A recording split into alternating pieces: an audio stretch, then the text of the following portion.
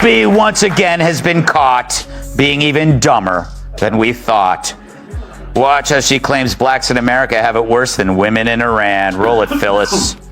Let's just remember, too, the Iranians literally throw gay people off of buildings. They don't adhere to basic human rights. Listen, here's the thing. Let's not do that, because if we start with that, we have been known in this country to tie gay folks to the car. Where the Iranian regime is 2 days, 2025, is nothing compared to the United States. Hanging black people. It's not even that. In The View, you don't need to find Trumpers. You need to fire your race baiters. Yeah. You need to fire the two races. You've had people. You had a McCain on there. You've had people on there before, and you ran them off. Mm-hmm. So the racist ones who want to stick to this, Whoopi and Sonny, and the was it Bette Midler? What's her name? Yeah, broke-ass Bette Midler. Fire them and bring people in. Maybe you could get McCain to come back. She was a Republican, but every show and every break, she was nearly in tears because she was... What happens when Whoopi Goldberg tries to share some live TV wisdom, only to run straight into Greg Gutfeld's sharp sarcasm while Tyrus cheers it on like a ringside announcer at WrestleMania? You get pure TV chaos that's loud, wild, and impossible to ignore. One moment, she's speaking with complete confidence, and the next, she's blinking in disbelief, looking for a way to recover. What followed wasn't just an awkward exchange. It turned into a full-on spectacle in the funniest way imaginable. You could almost picture the internet exploding as the conversation slipped away from Whoopi while Greg and Tyrus quickly took control of the moment. Every confident glance she aimed at the camera seemed to come... Girls, girls, girls! Whoopi, you know you're on the very wrong side of history even when the fake Republican disagrees with you. I haven't seen Whoopi wave her fingers like that since someone offered her a salad. But apparently that's a technique for summoning the demon associated with talking out of your ass. Even Alyssa couldn't tolerate the examples Whoopi made out of thin air, or since it's Whoopi, fat air. Cat.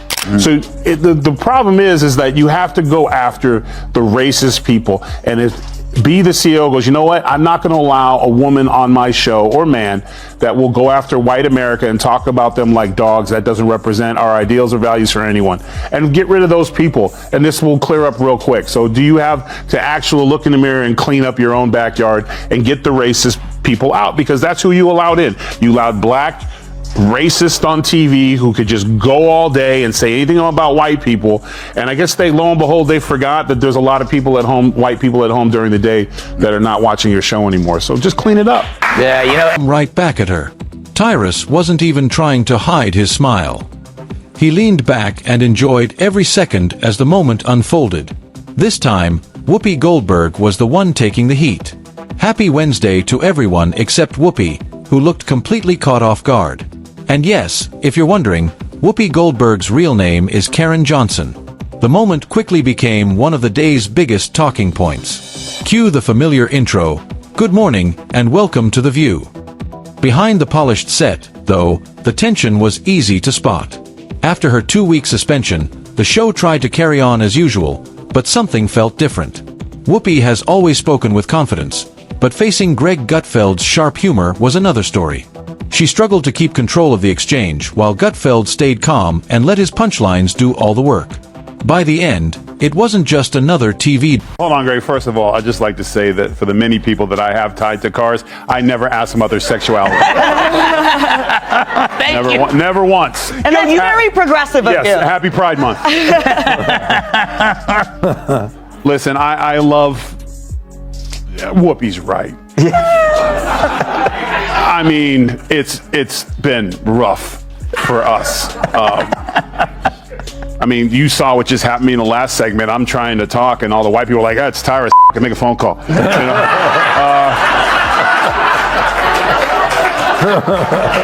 And it's. How did that make you feel? I felt very black. Did you feel black? Yeah, debate. It was the moment everyone was talking about. You could almost feel the sarcasm coming through the screen, aimed straight at what critics saw as celebrity hypocrisy. No dramatic setup, just sharp jokes that challenged Whoopi's comments. Tyrus added his own reactions, making the exchange even more entertaining. As the conversation continued, the momentum shifted. Whoopi, usually confident on The View, suddenly looked like she was struggling to regain control. Gutfeld didn't need to raise his voice. His humor carried the moment, and Whoopi's responses only kept the debate going. The discussion also brought renewed attention to her past Holocaust comments on The View, which sparked widespread criticism and led to a major public backlash. Even the panel appeared surprised at the time. As criticism grew, Whoopi defended her remarks, but the controversy only... Yeah, that's heroically stupid. Even for The View. What did she think Hitler meant when he said master race? The 100-meter dash at the Berlin Olympics? So for the first time in The View's history, it's not about race. Just some whites exterminating 6 million other whites. So what's the big deal?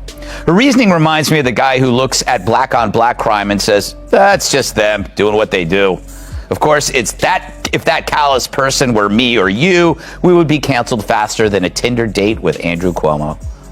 But thanks to liberal privilege, Whoopi hangs on, which is fine since she apologized. But not before digging an even deeper hole than the one in her head. only became a bigger story, turning the moment into one of the show's most talked about controversies. But this time, the usual approach didn't seem to work. The internet quickly reacted, and Greg Gutfeld didn't hold back. While the debate grew more intense, Gutfeld and Tyrus focused on what they believed were flaws in Whoopi's arguments instead of raising their voices.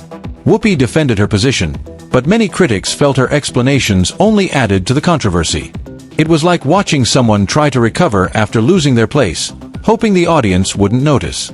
She spoke with confidence, yet many viewers felt her points missed the mark. Meanwhile, Gutfeld and Tyrus managed to keep the conversation going from their own platform without ever appearing on The View. As clips spread across social media, many people saw the exchange as more performance than debate.